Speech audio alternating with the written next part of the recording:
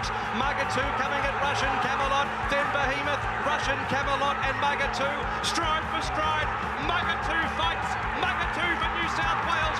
1 All-Star Mile, 3 by a half. Welcome to Bet Doctor, a behind the curtain look at how pro punters operate. I'm your host Scoot. I'm joined by the punters punter DK. Hello Scooty. Here we are. Doesn't that All-Star Mile get you up and about? How good's our sport, eh? Yeah, and you've been on a bender since. And Darcy Spinks, how are you this morning? Darcy Spinks. I'm good. Up right. nice and early this morning. So You got beach hair. You've been out at Urban Surf catching waves yesterday. Yes, And a I little was. It was my promo. first time out there. It was honestly elite. Like Was I it? was actually It's standing out my way, up. yeah. I started off on the smaller waves, Did and you then really? and then I went back and I was surfing with the big guys at the back. Wow. And I mean, I've got a lot to learn, but I Rapid highly improver. recommend. Rapid Have you got any improver, we video like that. footage? We know you're a big Instagram player. Is there a video or it didn't happen? Everyone kept asking me that, and Where's I was the like, video? I promise I got up, guys. I right. promise. Video footage to come. I might have to tell. How do you reckon you'd go surfing, DK? Legless, mate. Legless? I was legless at water skiing, legless at snow skiing. Just no, Yeah. it won't be my go. Boogie boards are my go. So my son's just getting into that, so I'm looking forward to getting down the beach with him. They are fun. Yeah, Beautiful. It was underwater last week at Moonee Valley. I think last week's show we called it, what is it, Money Valley or Muddy Valley. Yeah. So we got the weather right, and Casey was warning punters early to bet late. Now, there's a couple of issues that have arose from the Moonee Valley meeting, the All-Star Mile. There's something about this track walker thing, and there's a lot of talking about the bias in tracks. I think the track walking piece of content is just another opinion, and the game is full of opinions. It doesn't matter if there's official track workers or non-official track walkers that provide their opinion and get it right or wrong, but to bet, you'd like as much information as possible. Correct. And there's lots of track walkers out there. We did a little poll on Twitter, and 85 or 87% of the people that responded to our poll said that Racing Victoria should employ a professional track walker, and they used to do it. but they did in the past. But do you know who some of the best track walkers are? The jockeys. Craig Williams, Zara, Yep. the Ollie. They're the best track walkers. Listen to Marty Sinan about the track this week. I'll prepare the track as best I can and let the jockeys work it out. You know, that's their job. They're paid big money, these elite riders. So, you know, they found the right lanes. You watched how Ollie and Hugh Bowman rode the All-Star Mile. Yep. You had to be down low, saving ground, cutting through. They were doing that, you know. So, look, I'm one against paralysis by over-analysis. I don't like too much information. Yep. I just, we knew what was going to happen there. We knew if the rain come and the horses are getting into the track, it gets chopped up. Now, there's some bluing that it was a heavy track and was only ever given out of a soft six. Yep. But if you were watching the races, you wanted strong. I mean, those two horses are 2,000 metre horses in the All-Star Mile. They were the best two runs in the Cox Plate. Yep. And that's the form that stood up in the because a testing 1,600 on wet ground is like it may as well be a 2,000 metre race. So Absolutely. look, I can see the point. We want the best information. It's a punting sport, but you know. You knew it was going to happen. You knew you were probably looking for soft track as second half of the program, and it's just again, it's your own opinions. So yeah, but I'm on one. Let the jocks work it out. You back the good jocks. Let them work it out. Yeah, I don't think we should hide from the truth, and I think that's what the punters want. The punters want as much information as possible, and it's not possible for everyone to walk the track. So I don't think it's a big problem if Racing Victoria employed someone to walk the tracks and feed that information back into the punters. I see BZ did a really good job of some pre-track analysis before the event, and that's how it ended up being. And it's actually not that hard to sort of get mail from a couple of different sources. So I just don't understand. It's not this big secret. Like it happens, and the bias and however the pattern of the track plays out, it's pretty much known after 2 or 3 races. So to increase turnover, why don't you just tell people from the start? It's no blight on the track managers. It's not Marty's fault, and it's not Jason Kerr's fault, and it's not all these track managers. They're going to try every week to try and provide the fairest track possible. And if it throws up a bias because of the weather, the wind, or whatever the circumstance is, like, you don't have to hang them out to dry. Yes, well, a Little Birdie tells me there's a little bit of issues in the track manager, track walker department at the moment over the last few weeks. Yeah. Track managers are a bit sensitive. Yeah. A particular track walker sent out a track pattern that a lot of people get that was wrong, and the track manager got hauled in to say, why is this track going to race like this? He said, it's not, I've got no idea. And so there's a bit of sensitivities around all this. So, look, again, I'm one to Let the track manager repair the track, let the jocks work it out. Anyway, but there's a bit of sensitivity in that area at the moment, I believe, for Scooty. Yeah, I think it's jumping its shadows a bit. It's just another opinion, and the game's driven by opinions. Punters get it wrong every week, and it's a game of trying to figure out what's going to happen and forecasting. But let's have a look at the All-Star Mile, and the last little replay here of the home straight. I've got a little bit of a different opinion. Everyone was saying, how good Ollie and Hugh Bowman's ride is, but we'll get the replay, and this is where Mugatoo wins. And you just saw it there. Oliver had a bit of a look around, and he sort of half stopped riding for a little bit in the final straight. The straight's only 180 metres long there. I don't know why Ollie just didn't go for home. And I thought that rides in the early stages were great. We might just go back on that replay just once more from the turn, and you can sort of see that he's waited for him a little bit, Oliver.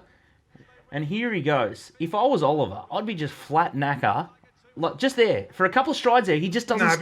No, he's sort of like anticipating and waiting. I would have been off for home. You've only got 180 metres to go, Damien. He thought Hugh was coming to the outside of the Harrovian, and he was going to hold him there. Yep. Then the Harrovian laid out. Yes. So Hugh could go back to the inside.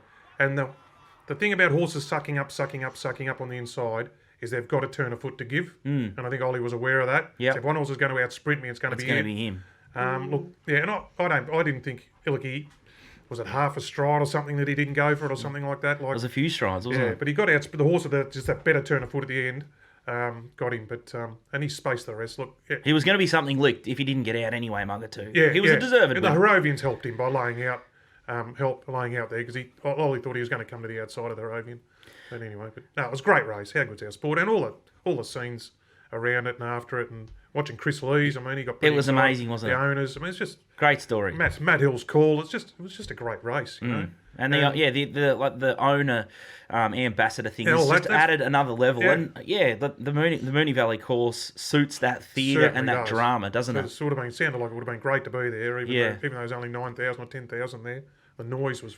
You can reverberate it through the TV. Now, speaking of noise, I think I may have heard you on the same day, and I wish I had a GoPro strapped to your melon or just at the top of your TV to watch this horse. So, for your DK Out Wide set, you can find a good horse, and you found one in Real Sensation here. And let's have a look at its last 300 metres. It got shuffled back in the field, or it went backwards. But it was in the right for the pattern, in the pattern of the day. The fence was on. And Billy was going to ride. That's how Billy was going to ride it. Yeah, it's back in the green with the white circle. Back on the fence, coming through on the best ground. These leaders are collapsing. All of a sudden, they just get through. He just had to clip off heels there, which maybe cost it half a stride. And then I thought, no, it's not going to get there. And then I thought, it's going to get there. It's got beat. There was one, and then I thought, oh no! And the photo came up and it said Darcy was an absolute pimple. So I was in the fetal position into the cupboard, and I've just come out of the cupboard after spending a good couple of days in there. But we're back. That's what us punters do. We're resilient bunch to us. Back at it. We have to fight back. But look, he's a nice horse, that horse. And he was the one with upside in that race. And you couldn't blue him. I mean, that's just... He did well to get out. That's his pattern. That's his pattern. He was on the conveyor belt on the inside. He was on the best ground, and Billy rides to conserve and finish off. That was always going to happen, but just a shame. He just that's racing. I mean, if 6 lengths margin is basically not in that race because they were walking, but is 1 second. So when it comes down to a dead set pimple, we're talking milliseconds. You know, and some of the biggest results we have in racing for stallions and things like that can be, those milliseconds can be big money. So, and they are for all punters anyway. That's a crazy game. And another one that you found last week, American Angel at Pakenham. All of a sudden, Jamie Carr, I think the horse was called Designs or something from the Freedman Yard. She's gone to Pakenham for one ride. And I knew that. Doing the form. I said mine will still beat it, because it'll map the Kaiser. Designs needs 1,400, this and that. But Jamie obviously had the mail that. Look, I thought my horse was going to be a group horse, can win group class. And obviously, Jamie got told or knew that the winner could as well. So you want to see the time they've run, Scoot. Like, I can't believe, I knew I was off at the 600 when Jamie was sitting on my ginger. I'm 3 wide, no cover, and Jamie's on my back, and they sprint away. And they've run ridiculous time. Like, American Angel's gone better than I thought it would have and got beat. So, same with the thing on Friday, I tipped Last Bezier. It's gone better than I thought it would. And Simon Wild beat me, and he said, this is my SA Derby horse. first up. It's just It's so I definitely the can't- right time of year to find these progressive It horses. is. They're it just is. all kicking off. They aren't are. they? They're all kicking off. That's the thing of sort of Matt Kamani's at one yesterday. So this is my Noble Heights. This is my SA Derby horse. This and that. A lot of nice horses. And you see that in the times. They're running in the maidens. They run way above average time this time. Above the par times. Yep. You can see that. Like that Hamilton race on Friday. So, geez, they've gone good, and they're just not. That's because they're nice horses, So anyway, but we'll pep on the scorers last week. But just didn't find a winner, but they weren't far away, Exactly. And that's the thing. Like, you can still find good horses, take really good prices. The market reacts, and you can still get beat. I can say that because the bookie smash, the merch has just started to drop. You've got There a it hat is. there, but they're going through a rough patch at the moment. Yeah. But it's it's all about the process. You just have to. This game is just not about 1 day or 2 days or a week. It's the grind. It's a long-term grind, and bookies react to smart money. And if your horses are drifting like a barge, you've got a big problem. Yeah. But if they're shortening and the market respects and they still run well, you see a lot of our horses that we tip, they win the next start. Anamo's a good example. Yep. You've found a couple of horses that are going to be on, bigger always the group things paths. that even in all those Little Birdie streams, live streams we did, how many things I backed to the Birdie streams won at their next starts? Exactly. One won at 40 to 1. Yeah. But we did have a collect last week, Scoot. We had a collect. That Friday race. Yeah. So we're on this thing, the favourite Moral Force, which is heavily back late at 260, 270. Anyway, that barrier 1, that's all right, you're still out to win. And it goes up in the gates, rears up in the gates, scratched at the barriers, and I'm going, oh, God, desperate for a win. And now this Moral gets scratched. And got our money back, obviously, because it got scratched. And I'm telling you, it would have got coffined. It would have been a complete coffin job, would never have got out. Oh, right. Other people said, I would have won that. I said, So I think it saved a real strip out on that race, getting a dividend. So anyway, keep an eye on that horse when he gets his barrier manners right. It's been a very big week in racing with the All-Star Mile, and it's even bigger this week, the Golden Slipper. Will it go ahead? We're going to talk to Mark Lambourne from the Racing Rant. We've also got Mitch Beer up first, actually. Be a couple of big guests today, Ski. Yeah, Mitchy Beer's got the Albury Cup Carnival. He is Albury's premiership trainer. He's the new mayor of the joint, isn't he? He's good, and he knows his food inside out. And I love to hear what he brings to the table. He should be an ambassador for the region up there too. Like he's the most prolific social media person in that neck of the woods, and always pumping up the town and this and that. And he's fantastic, Mitch. You can have Matt Moran. Our man is definitely Mitch Beer. And we've got Casey McCutcheon, the captain of the Vic team. It is Money Valley Nights tomorrow night. The tickets are closed. We've got over 100 people coming into the live event at Moonee Valley. You can still enter the stream, so head to the website, littlebirdie.com, to check that out. But if you're doing the form for this weekend, Darcy. Puntingform.com.au, Australia's best online form guide and database. You can also get raw data to build your own model. Contact Punting Form to find out more. Up next, we'll talk Albury Gold Cup with Mitchell B. Welcome back to Bet Doctor, a behind-the-curtain look at how pro punters operate. I'm your host, Scoot. I'm joined by DK and Darcy Spinks, and we've got the Albury Premiership-winning trainer, Mitchell Beer, joining us. It's Albury Gold Cup Carnival time. It is always on the eve of the slipper, and he's our man on the ground on the Twin Cities. How are you, Mitch? Great, thanks, guys. Yourself? Well, we're good, up mate, and going about back. this week. It's Yep. round 1 AFL. It's a good time to be in Melbourne, but I'm tipping it's even better in Melbourne. It's a little bit of a heat wave down here, and I'm tipping you're in the Lilo and you're doing laps of the waterworks or down the Murray River, having a bit of a float pre-20 runners over 2 days. You'd have to cool off given how much work you've got in front of you. Yeah, no, it's going to be a busy couple of days. I'll be steering well clear of floating down the weir, that's for sure. But hopefully be tipping a few in tonight at the Calcutta and buying our horse, Perfect Illusion, who's in the Cup tomorrow. And, as they say, if you throw enough darts, surely something will bub up over the next 48 hours. Yeah, it's a really strong field this year. And Darcy, we Terrific might... field. Yeah, it's an Terrific amazing, field, isn't it? amazing race. And we might just get the market up on the screen now and get some market movers or the favourite there, Darcy. Yes, so Mahama Davis, That's it. $4 into $3.80. On Tonte, $4.20 into $3.90. And Silent Sovereign, $7. Okay, what about Perfect Illusion's chances at 80 to 1 there, Mitch? Can you knock these hot pots off? Bloody oath. He went terrific in the race last year, ran 5th. He was going pretty average at the time. He'd only just come from overseas and hadn't really grasped being in Australia yet. So he's going heaps better. And at the price, I think $14 a place is pretty juicy. But credit to the club, they've attracted an incredible field. I mean, you have a look at a horse like Spun Largo. He won the Cup last year and he was first emergency. So pretty good guide as to how strong the field is, and they're coming from far and wide to attack it. And good for the club, bad if you're a trainer with a runner in the race. And Mohamed Ayas, DK, he comes from the Blamey Stakes. He does, yeah, and he looks to be set for it. I mean, Nick Ryan's from up that way, I think, isn't he? And he did have a Corowa, and he didn't have a second base at Albury for a while, so he looks set for the race, third up, and there looks to be good speed, and that'll suit him. But and he's got the good form out of the Melbourne form, and they've just been 2 clean-up rounds for him, really. Yeah, and he's got the inside draw, so I think he's been settling sort of midfield. All of a sudden, he gets an inside draw, up in distance. It looks the perfect setup. Is Mohamed Ayas the biggest danger there, Mitch, you think? And who are the other threats? Yeah, I think definitely. He actually, the horse came up and worked during the week, which has been, the stable reportedly worked really well. And Nick Ryan's from the area. He knows how well it is. I'm just going to turn this way so everyone doesn't see how putrid my desk is. I think Gay's horse, the profile's well, third up. It's running the Canberra Cup, was good. There's a real host of chances. I mean, I don't think there's a really clear-cut favourite. I certainly wouldn't be launching into, $3.50, $3.80 about anything. I think there's sort of 4 or 5 decent winning chances, and big field. Anything can happen. A few of these horses that are drawn wide are probably going to go forward, put a fair amount of speed in the race. But I do like Mohamed Ayas getting a nice run from that soft draw.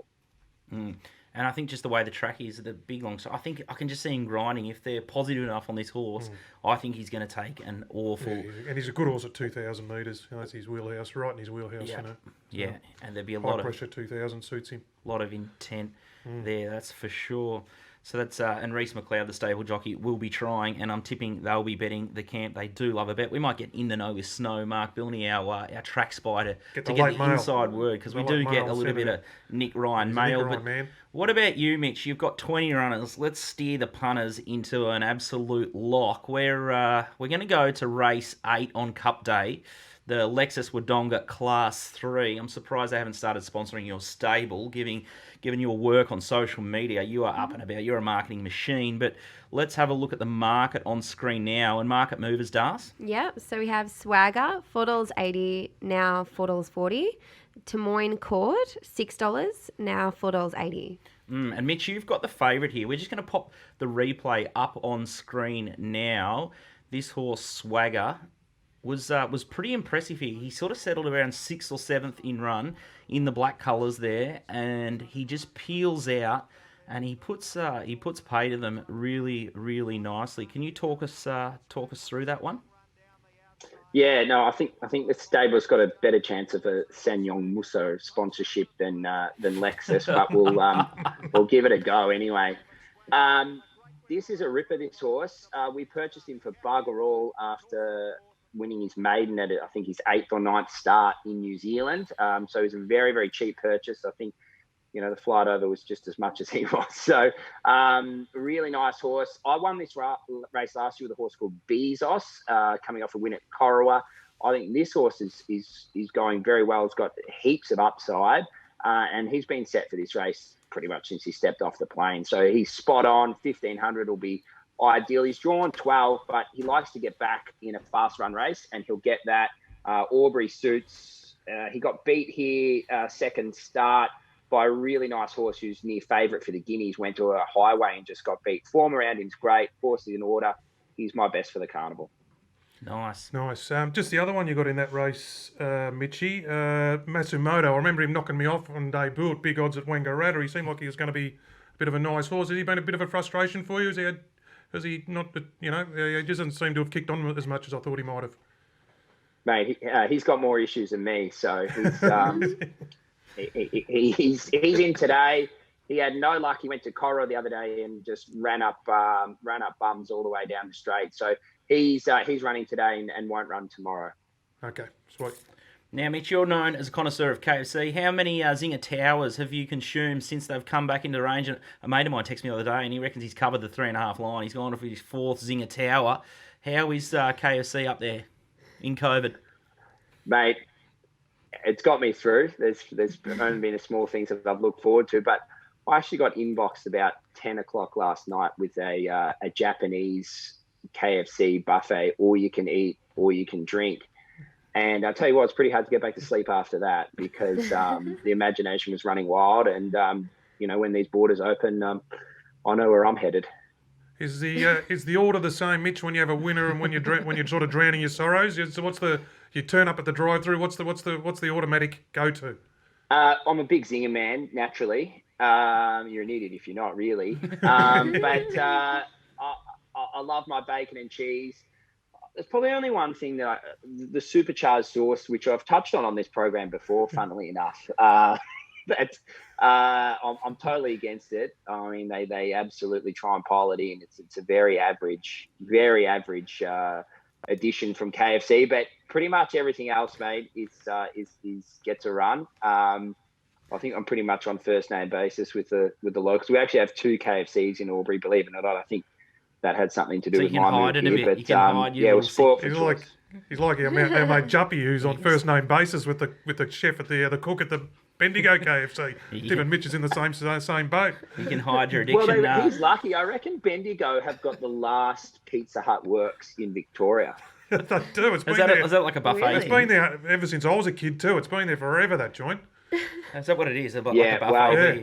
I think we should organise a small bus or some sort of tour before it goes. Surely it's against time. But imagine that, Bendigo races on a Saturday, a few 58s and Pizza Hut works. What a country we live in. We might try and target a stream around the Bendigo Cup. That would be a great little day trip or one of their feature meetings, the Golden Mile or something like that. But Albury is a home of one of the best pizzas around. There's a pizza shop opposite Scott's School there called Rebels Pizza. And I had a little bit of a blue with Mitch the other day talking about a Your 16, which is like a garlic, prawn and bacon pizza. What are your thoughts, DK? Seafood on a pizza. Leave me right out of the garlic prawn after what happened to me last time. I smashed the toilet fucking out. You won't be going for that I'm again. not going back. I haven't had a pizza since, but I'll give it a wide berth for a little bit. But I've had some really good ones with some prawns on top and whatnot. But anyway, not for a while, mate. What's your go-to at Rebels Pizza, Mitch? Well, mate, we're a long way from the ocean here in Albury, and I'm not copping the old $2 kilo marinara mix thrown over my pizza. No, thank you. That's fair. But the rock and roll theme of Rebels Pizza, it's a combination of Happy Days and Domino's, if you can let your imagination run wild there. But I think it's called the hot trim or whatever it is. The spicy meat lovers is my go-to. But Rebels is often closed by the time I'm ready for a pizza, and we've got to dart down to Sweethearts. It doesn't shut till about 3 or 4.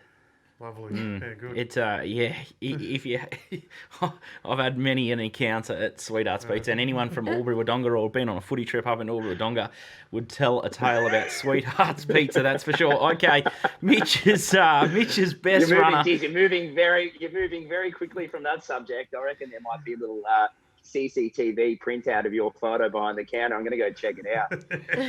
Yeah, I don't know where to start or finish those stories, and most of them aren't suitable for radio. But Mitch, thanks for joining us. Your best bet across 20 runners for the Albury Gold Cup Carnival. Enjoy the couple of days up there. And it's swagger. Yeah, it's been 480 into 440. He'll be getting around with a swagger Friday night if he gets the chocolates. Absolutely. He'll be at Sweethearts Pizza. It is always a big night after the Albury Gold Cup. So if you see Mitch, make sure you buy him a slice so he can pull up the next day in tip-top order. But perfect illusion. Good luck at 81 in the Albury Gold Cup, and thanks for joining us yet again, Mitch. No dramas. Thanks, guys. Thanks. That's the end of Mitch. We're going to talk Moonee Valley, Money Valley Nights up next. But Darcy, if you're betting on the Albury Gold Cup and betting this week, who are you betting with? TopSport.com.au. Family owned and operated for 35 years. Bet with a bookmaker you can trust, and bet with TopSport. Up next, Mint Bet, Casey McCutcheon. Welcome back to Bet Doctor, a behind the curtain look at how pro punters operate. I'm your host Scoot. I'm joined by the punters punter DK and Darcy Spinks, the social queen of Melbourne. Show's going all right so far, Scooty. Up and about because we've got a big night tomorrow night. Massive night tomorrow night. We've got the Money Valley Nights. We've got the live stream with a live audience. We are absolutely bonkers. It's crazy enough having sort of Juppy and DK on the couch. Last time we had the Little Birdie Diamonds, but we're going a step further. We got over 100 people coming to Moonee Valley, and we've got no idea how that's going to unfold, but Darcy's going to be there. We've got lots of fun games, prizes, and the captain of the Victorian team now joins us, Casey McCutcheon. I tell you what, he means business. He's drinking VB. He's drinking a VB mug, and he's had the haircut. You know, a man means business when they've had a haircut like Casey's. It's nearly like an army look there, Case. It's that short. It's a no-fuss haircut, mate, because tomorrow night there is no mucking around. It's one sleep. How are we all, team DK Darce? I don't know if I'll even bother with the sleep, to be honest with you. There'll be too much going on. We'll be sharpening up the mint bet plan, putting those final touches on it. Moonee Valley is the home track. I know not everyone loves the Valley, bets with confidence at the Valley. For me, the Valley is like that, that suburban footy ground that when you're the away team, you just don't want to go there. But when you're the home team, you embrace it. You embrace the cold showers, which usually in the weigh rooms, the cross breeze, the sand on the cricket pitch. You love it all because it's your home deck, and that's what the Valley is for us. So Mintbet will be ready to go and super confident tomorrow.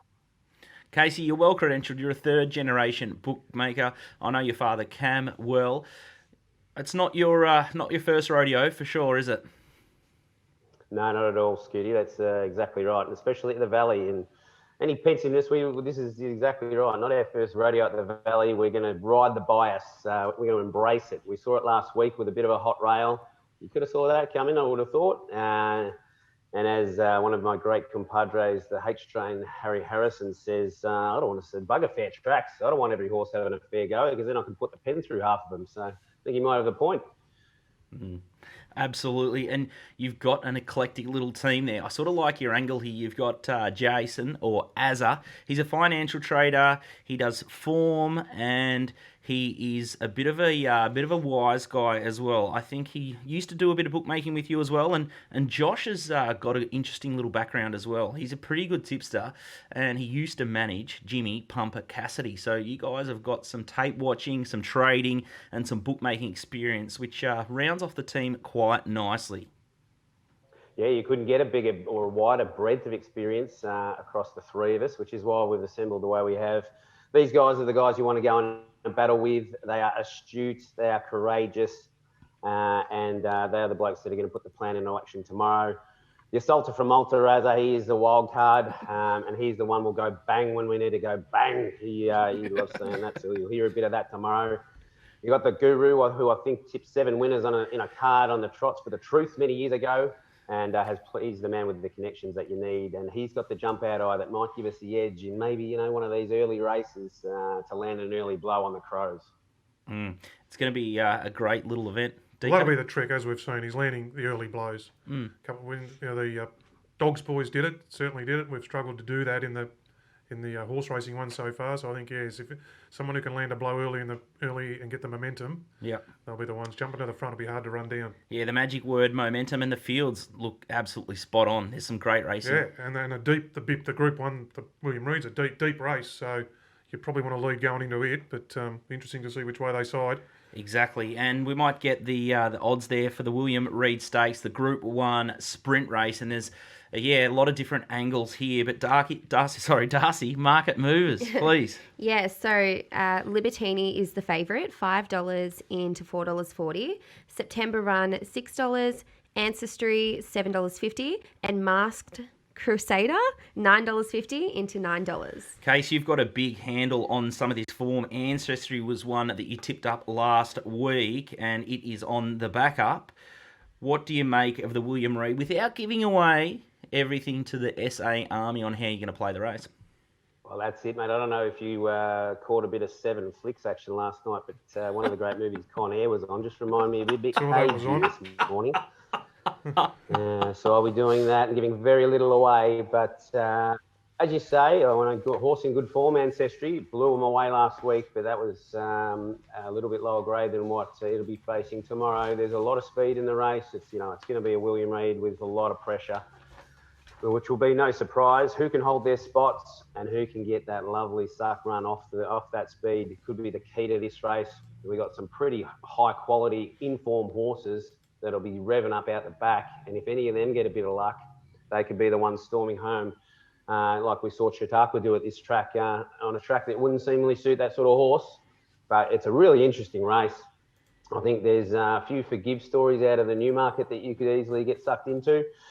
And Libertini, well, it was the eyebrows went north when it joined the acceptances and the Masked Crusader inclusion. That adds a little bit of spice from Sydney to this race, and it's a really interesting one. So, as you say, DK, at this stage of the night, someone will be looking to land that killer blow. Yeah, I mean, it's the main race of the night. But what about you, DK? You're not on anyone's side. No. What's your first thoughts about the race? First thought is that it's a weight for age race, so that really throws up different, because a lot of the horses are coming to the Oakley Plate and the handicaps, the Newmarket. So I would, the weight for age, the proven old time weight for age Moonee Valley horse for mine will be someone like Haydock. I'd be surprised if he doesn't run well, at good odds or something like that, because he's just proven Moonee Valley, proven weight for age, things like that. But usually you could have, it'll be really interesting to see where both sides land on this. And I'm tipping they probably won't land on the same horses, because it's there's a few different angles to it, that's for sure.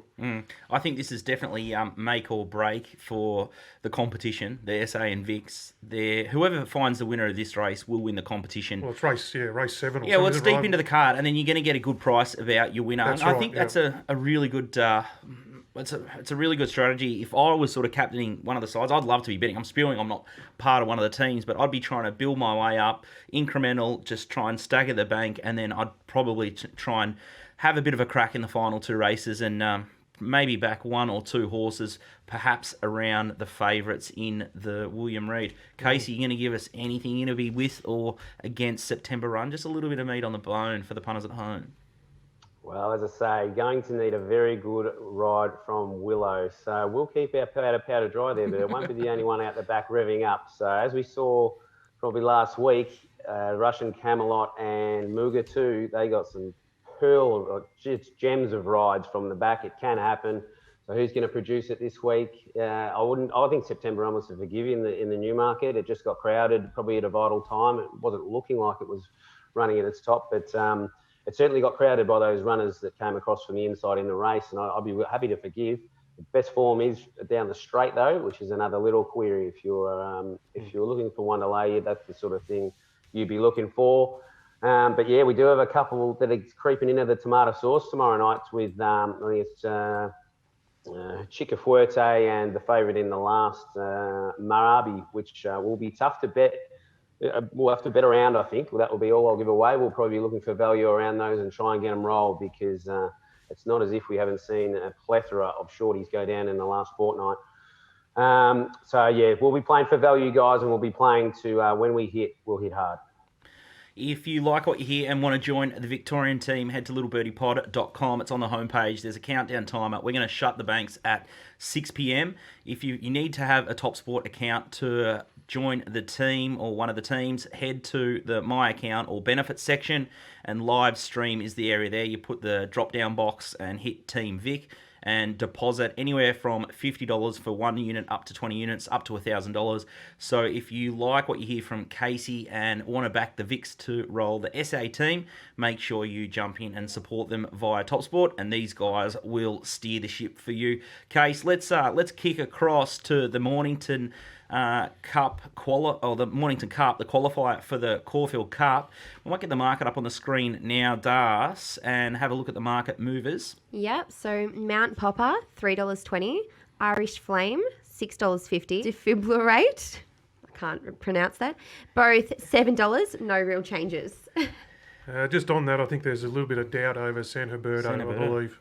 Yeah, it might not be running, so just keep that in mind. Be wary of the prices. In case we might get a replay up here, which is the Randwick City Stakes, and it's the hot pot. It's the favourite. It's Mount Popper. I love the name of this, Popper. was really well supported. We were at Flemington, but we got some heavy support for this horse on track in this race, and it's duly saluted. So with that little bit of mail about San Huberto, because there's obviously a few other chances in the race, but San Huberto would have been one of the leading ones. So that really, I suppose, firms up Mount Popper as the leading contender.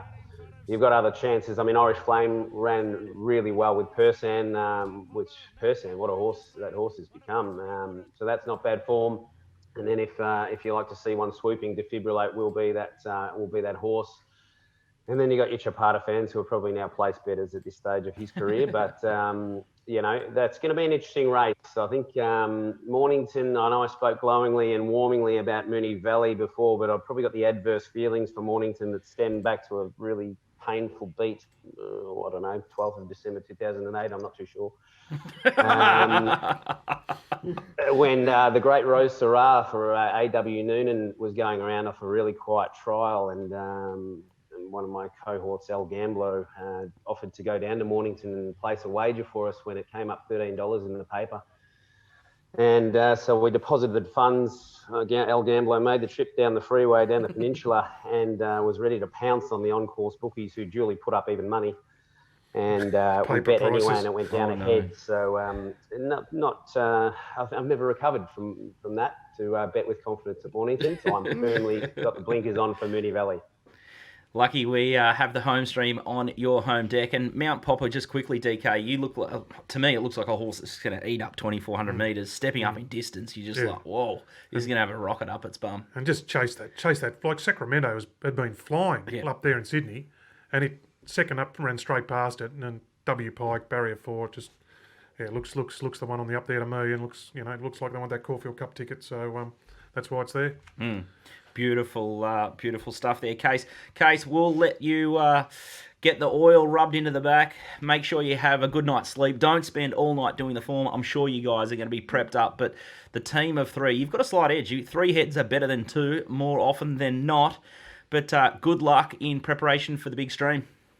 Well, they're not pretty heads, but yes, they've got a bit of nous in them. And just a Little Birdie while you got your scoot. Is it true Troy Little might be in the crowd tomorrow? Yeah, the famous dog punter from the Lone Wolves. And, we've got a big announcement coming up.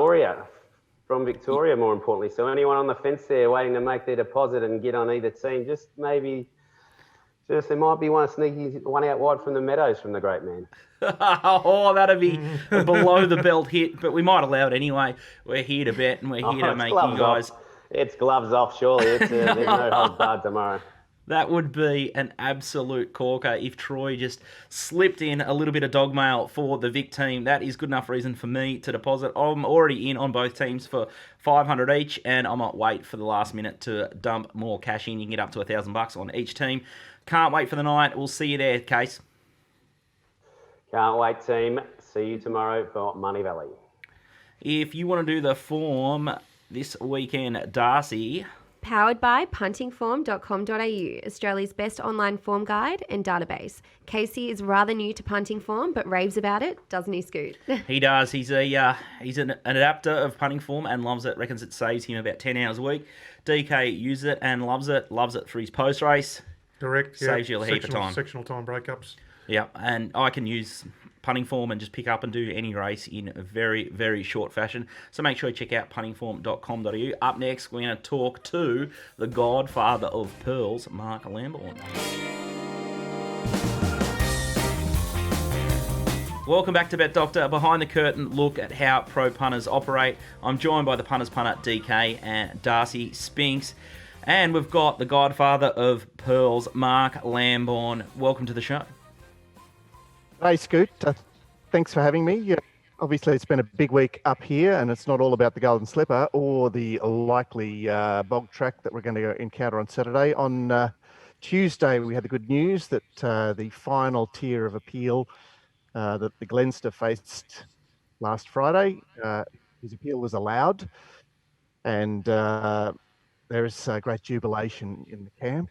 It's been a year-long fight against the stewards. We went to the appeals panel, which does have a convener that's generally a barrister, but the other two members are stacked by Racing New South Wales. So we obviously were bore the brunt of that, but finally had the opportunity to face just the single lawyer who took the principles of the Coleman and Fairfax case back in 2002. Craig Coleman and his mother sued Fairfax Publications because they satirised him in a piece.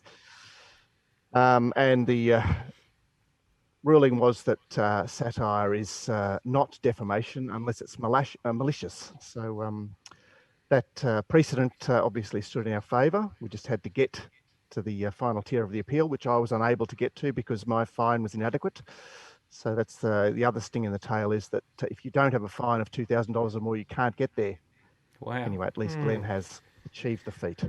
And that's what Racing Rant is. It's a light-hearted look, and most of the stuff that you talk about is in jest, and it's a light-hearted look at the races because some of the mainstream channels on racing are far too serious. Wouldn't you agree, Mark? It's worse than that, Scoot, because they have to toe the corporate line. It's a vertical media in racing where basically the tab owns the lot, particularly in New South Wales. And so it's all geared that way, which is somewhat unfortunate, but it does leave room for commentators such as ourselves to actually at least pick apart what's going on and provide some entertainment at the same time. Exactly. Yeah, you do get that feeling with some of the mainstream racing media. It's the Everything is Awesome crew, and it's sort of like the early stages of the show. We touched upon that innuendo about the track walking down here, and that's what I fear with racing in Victoria. If we're not allowed to talk about track bias and we're not allowed to provide opinions, we're no better than New South Wales when they're not talking about their wagering figures. So Racing Victoria need to tread carefully with how much they control what goes out into the public domain, because a game is about opinions, DK, isn't it? It is, and it's good to see the growth, man. That's what we're here for, Scoot, to give a different angle, and same with the Racing Rant and the Noonan Boys and this and that. A lot of opinions, and with the podcasts and things out these days, we can sort of get this stuff out, and people just don't have to listen to the line that's towed. And if someone does say something half borderline, they get tapped on the shoulder and say, "Pull your head in." There's none of that here or up there. So anyway, it's good stuff. Yeah, if everyone's thinking the same way, it'd be lambs to the slaughter and bookies would be going better than they already are. Now, Mark, you've probably got a lot of different opinions on the Golden Slipper, but the weather is going to play absolute havoc up there. People are a little bit nervous whether the meeting will go ahead. Some people are tweeting, well, Rosehill drains a lot better than Randwick, which is probably true. But, Darcy, let's have a look at the market first, and then we'll go to Perla's thoughts there. Yep, so Profiteer, $4.20 into $4. Stay Inside, $4 to $5.50. 4 Moves Ahead, $9 into $6. And Artorius, $10 into $9. Now, Mark, let's have a look. We've done the replays of the Todman over the last couple of weeks on the show, but we're going to put a replay up on the screen here, and this is the horse that the money's come from. We haven't spoken about this horse much. He's 4 Moves Ahead. This is its sweet embrace win on the soft, and it's won on heavy before. It's just going to peel in behind them. Talk us through this run. Okay, so she wasn't wound up. She was having a first run off a break. Nash sat just off the lead and took over, and the race was run brutally. So the chaser there, thing of Chris Waller's, was entitled to round her up, given that she wasn't at her top, and she managed to hang on. So I would have preferred that she ran in a style of race where they were building through the race rather than the race being run fast and then slow. But she's lightly raced enough to perhaps cope with that. She's got a great rider in Nash Rawilla. She's likely to find a reasonable stalking position. She's drawn outside the favourite, who looks set to try and hold the lead, but will have pressure from the outside.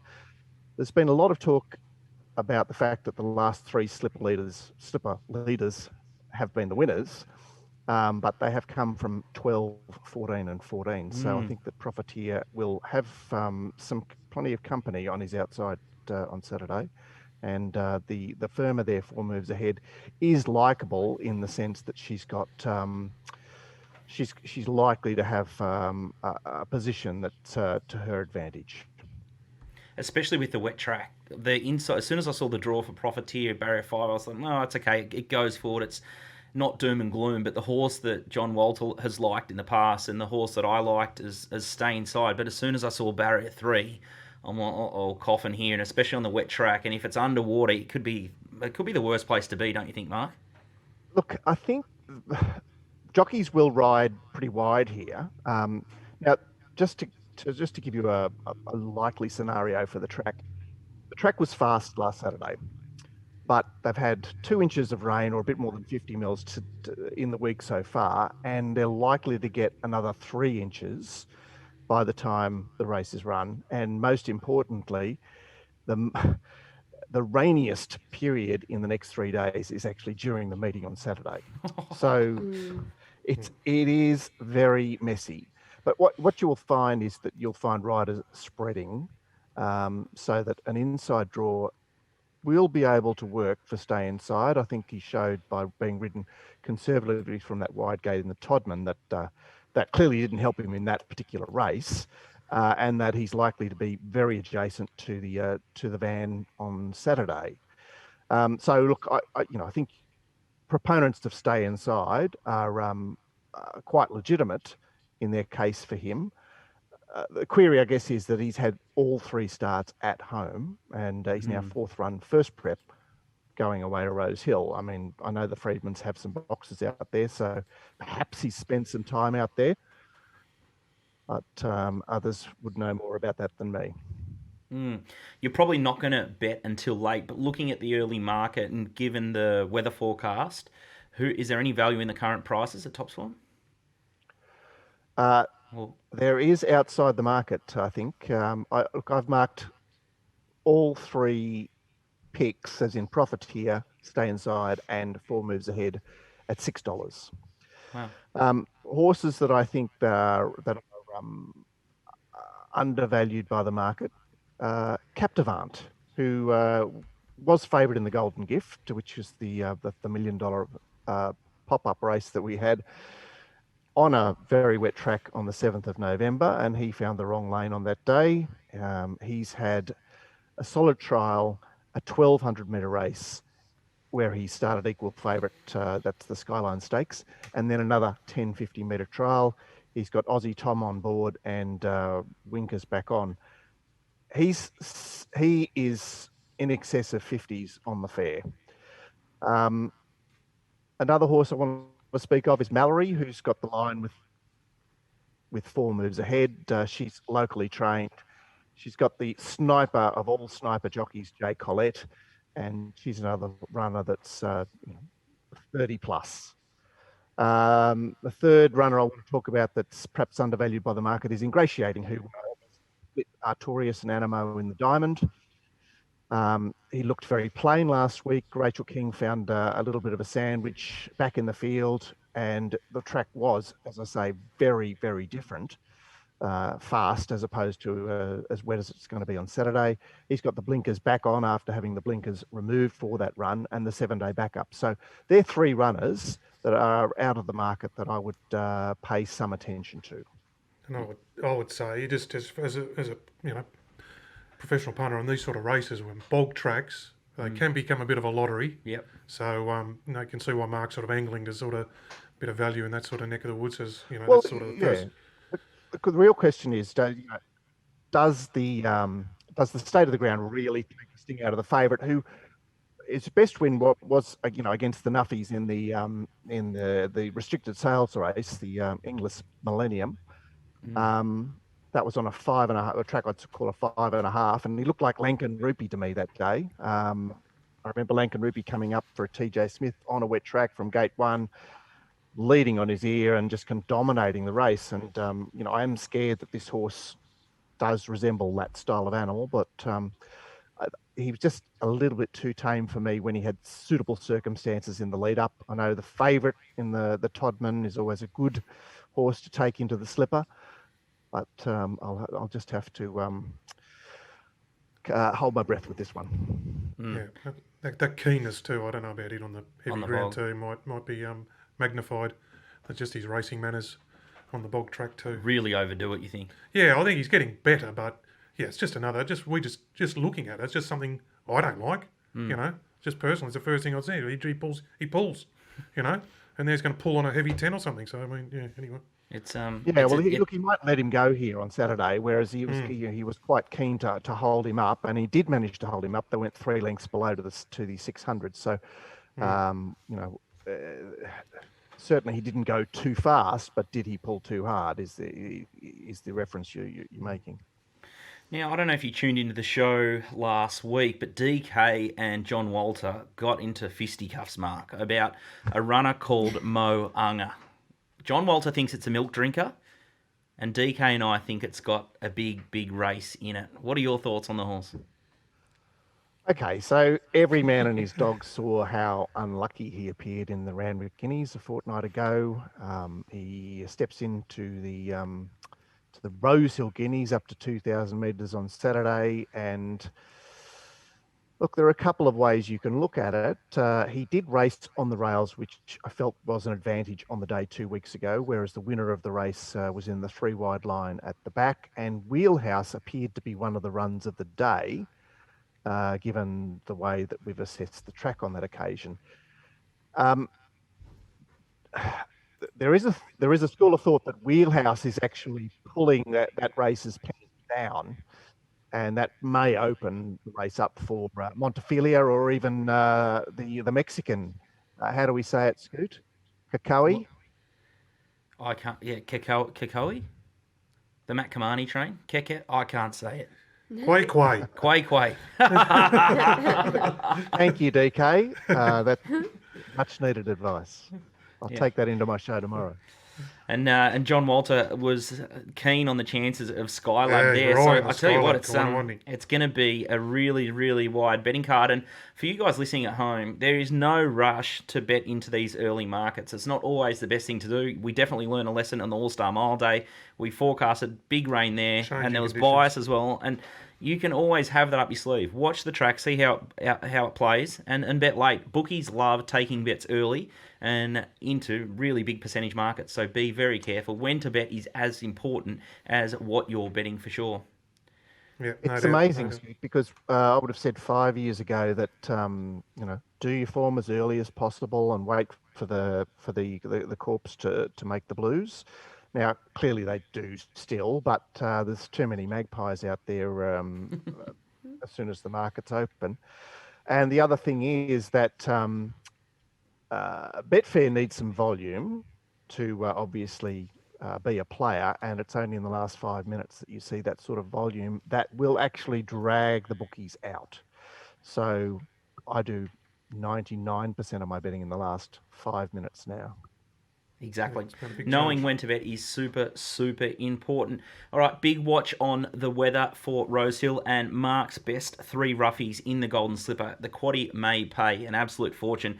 Was number 11, Captivan. It was interesting for me there. The Snowden runner, ingratiating. He also likes the 4 and Mallory, the 15. And a little bit of a shout out to the Millihan family. They've got number 14, Swift Witness, who looks like it will go on the wet track at around $34. Thanks for joining us, Mark. We'll get you on again very soon. You're very welcome, Scoot.